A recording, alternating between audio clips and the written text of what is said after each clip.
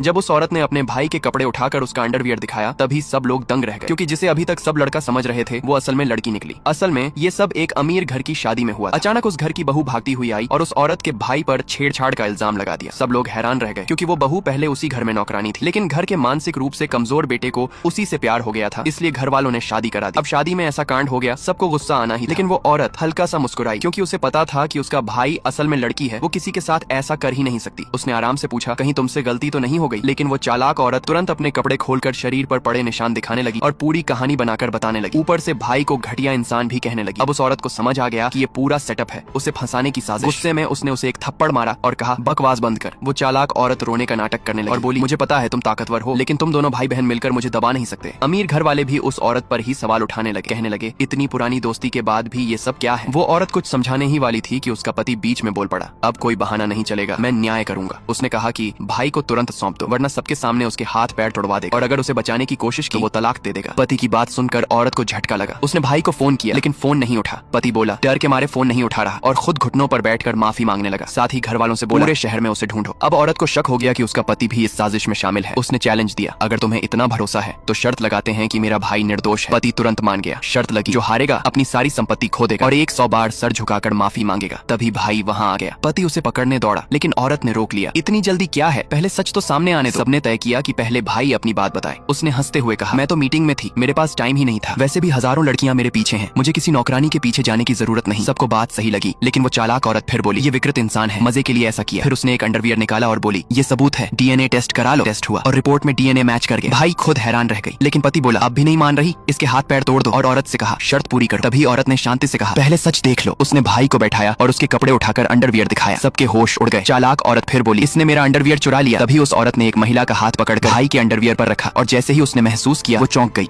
ये तो लड़की है।